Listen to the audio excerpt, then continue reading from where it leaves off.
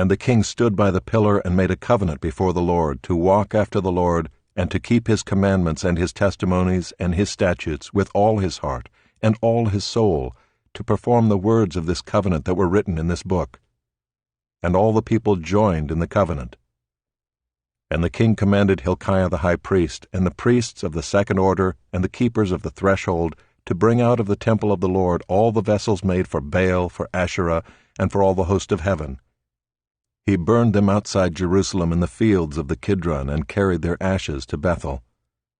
And he deposed the priests whom the kings of Judah had ordained to make offerings in the high places at the cities of Judah and around Jerusalem, those also who burned incense to Baal, to the sun and the moon and the constellations, and all the host of the heavens.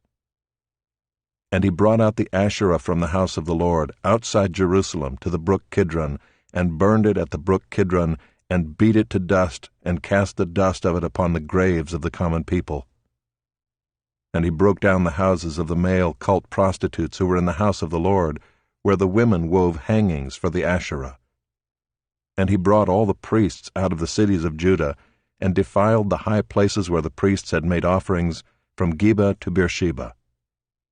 And he broke down the high places of the gates that were at the entrance of the gate of Joshua the governor of the city, which were on one's left at the gate of the city. However, the priests of the high places did not come up to the altar of the Lord in Jerusalem, but they ate unleavened bread among their brothers. And he defiled Topheth, which is in the valley of the son of Hinnom, that no one might burn his son or his daughter as an offering to Moloch. And he removed the horses that the kings of Judah had dedicated to the sun at the entrance to the house of the Lord, by the chamber of Nathan-Melech the chamberlain, which was in the precincts. And he burned the chariots of the sun with fire. And the altars on the roof of the upper chamber of Ahaz, which the kings of Judah had made, and the altars that Manasseh had made in the 2 courts of the house of the Lord, he pulled down and broke in pieces, and cast the dust of them into the brook Kidron. And the king defiled the high places that were east of Jerusalem, to the south of the Mount of Corruption, which Solomon the king of Israel had built for Ashtoreth, the abomination of the Sidonians, and for Chemosh, the abomination of Moab, and for Milcom, the abomination of the Ammonites. And he broke in pieces the pillars, and cut down the Asherim, and filled their places with the bones of men. Moreover, the altar at Bethel, the high place erected by Jeroboam the son of Nebat, who made Israel to sin, that altar with the high place he pulled down and burned, reducing it to dust. He also burned the Asherah. And as Josiah turned, he saw the tombs there on the mount. And he sent and took the bones out of the tombs, and burned them on the altar, and defiled it, according to the word of the Lord that the man of God proclaimed, who had predicted these things. Then he said, "What is that monument that I see?" And the men of the city told him, "It is the tomb of the man of God who came from Judah and predicted these things that you have done against the altar at Bethel." And he said, "Let him be. Let no man move his bones." So they let his bones alone, with the bones of the prophet who came out of Samaria.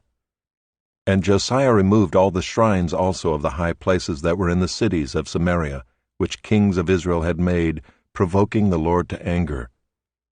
He did to them according to all that he had done at Bethel, and he sacrificed all the priests of the high places who were there on the altars, and burned human bones on them. Then he returned to Jerusalem. And the king commanded all the people, "Keep the Passover to the Lord your God, as it is written in this book of the covenant." For no such Passover had been kept since the days of the judges who judged Israel, or during all the days of the kings of Israel, or of the kings of Judah. But in the 18th year of King Josiah, this Passover was kept to the Lord in Jerusalem. Moreover, Josiah put away the mediums and the necromancers and the household gods and the idols and all the abominations that were seen in the land of Judah and in Jerusalem, that he might establish the words of the law that were written in the book that Hilkiah the priest found in the house of the Lord. Before him there was no king like him, who turned to the Lord with all his heart, and with all his soul, and with all his might, according to all the law of Moses, nor did any like him arise after him. Still the Lord did not turn from the burning of his great wrath, by which his anger was kindled against Judah, because of all the provocations with which Manasseh had provoked him. And the Lord said, I will remove Judah also out of my sight, as I have removed Israel, and I will cast off this city that I have chosen, Jerusalem, and the house of which I said, My name shall be there. Now the rest of the acts of Josiah and all that he did, are they not written in the book of the Chronicles of the kings of Judah? In his days Pharaoh Necho king of Egypt went up to the king of Assyria to the river Euphrates. King Josiah went to meet him, and Pharaoh Necho killed him at Megiddo as soon as he saw him. And his servants carried him dead in a chariot from Megiddo and brought him to Jerusalem, and buried him in his own tomb. And the people of the land took Jehoahaz the son of Josiah, and anointed him, and made him king in his father's place. Jehoahaz was 23 years old when he began to reign, and he reigned 3 months in Jerusalem. His mother's name was Hamutal, the daughter of Jeremiah of Libnah. And he did what was evil in the sight of the Lord, according to all that his fathers had done. And Pharaoh Necho put him in bonds at Riblah in the land of Hamath, that he might not reign in Jerusalem, and laid on the land a tribute of 100 talents of silver and a talent of gold. And Pharaoh Necho made Eliakim the son of Josiah king in the place of Josiah his father, and changed his name to Jehoiakim. But he took Jehoahaz away, and he came to Egypt and died there.